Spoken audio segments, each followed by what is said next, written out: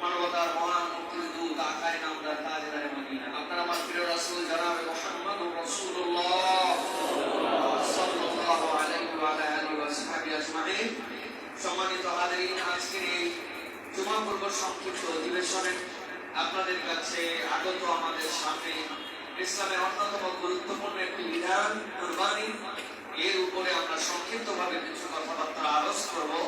আল্লাহ রাব্বুল আলামিন এই যে আমাদের জন্য নিয়ামতটুকু দান করেছেন, ইবাদতটুকু আল্লাহ রাব্বুল আলামিন আমাদের জন্য সিলেক্ট করেছেন, এর অন্তর্নিহিত মূল্যায়ন কি এবং এটা আমাদের জন্য কেমন তাৎপর্যপূর্ণ ইবাদত, এই বিষয়গুলো আমাদের হৃদয়ের মধ্যে ধারণ করা উচিত। কুরবানি বছরকে বছর দিয়ে যাচ্ছে, অথবা কারো উপর ফরজ হওয়ার পরেও তিনি না বুঝে দিচ্ছেন না।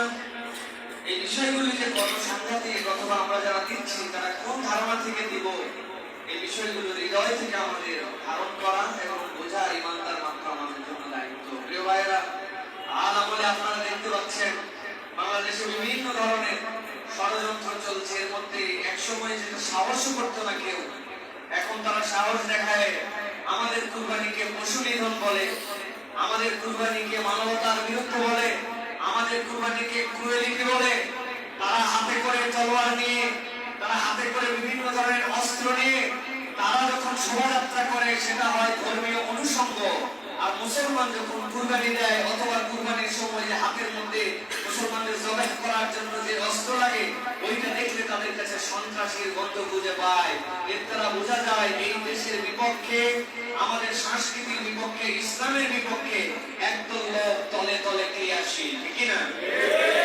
অতএব প্রিয় ভাইয়া, এই বিষয়গুলো আমাদের হৃদয়ের মধ্যে ধারণ করতে হবে। যেই সমাজে যেই কথা প্রচলন থাকে, মুসলিম যুবকরা অনেক সময় প্রভাবিত হয়ে সেই কথার সাথে নিজেদেরকে সম্পৃক্ত করে ফেলে। অথচ একটা কথা সব সময়, সব জায়গায়, সর্বক্ষণে হৃদয়ের মধ্যে গেঁথে রাখবেন ইমানদার মাত্র, ইসলামের কোন উৎস নিরেট ভোগের নয়।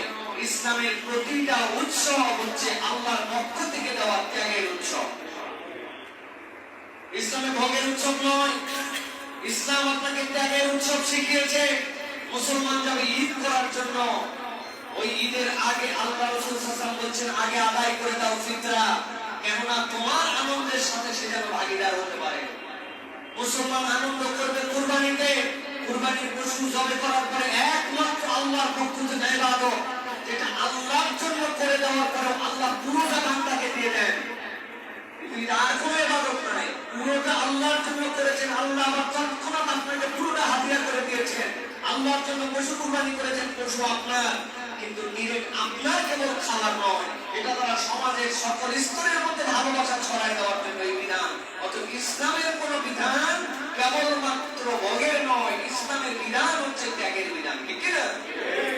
এই জন্য আল্লাহ রাব্বুল আলামিন কুরবানির বিধিবিধান আমাদেরকে জানিয়েছেন। কুরবানি কিভাবে আসলো?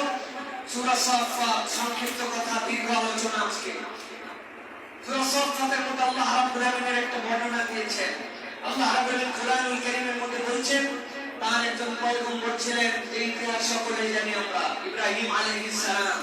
যে ইব্রাহিম আলাইহিস সালামকে আল্লাহ একটা সন্তান দিলেন। এই সন্তান দেওয়ার পরে আল্লাহ রাব্বুল আলামিন তার উপরে কঠিন কঠিন পরীক্ষা দিলেন।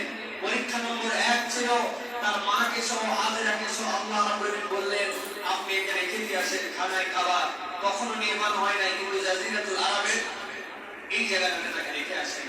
তাকে রেখে আসা হলো, সেখানে পানি নাই, নিরেট মরুভূমি। হাজেরা আলাইহিস সালাম একটা কথাই জিজ্ঞাসা করেছিলেন যে আপনি আমার দিকে মুখও ফিরান না, তাকানো না। আমি আপনাকে জিজ্ঞাসা করেছি আপনি কি সারার সাথে পরামর্শ করে, অথবা আমার কোনো আচরণে রাগ করে, অথবা আপনার ব্যক্তিগত সিদ্ধান্তে আমাকে রেখে যান? শেষ পর্যন্ত ইব্রাহিম আলাইহিস সালাম বলেছেন না, এগুলোর একটিও নয়, আমার আল্লাহ বলেছেন এই জন্য তোমাকে এখানে রেখে যাচ্ছি। হাজেরা আলাইহিস সালাম ওই সময় বলেছিলেন হাসবি আল্লাহু লা ইলাহা ইল্লা হু আলাইহি তাওয়াক্কালতু, তাইলে আমার কোনো চিন্তা নাই, আপনি এখন আসতে পারেন। যে আল্লাহর নির্দেশে রেখে গেছেন, ওই আল্লাহর ফয়সালা কি, আমি তার উপরে সন্তুষ্ট আছি। সুবহানাল্লাহ, সুবহানাল্লাহ বলা সহজ, পরীক্ষাও সহজ।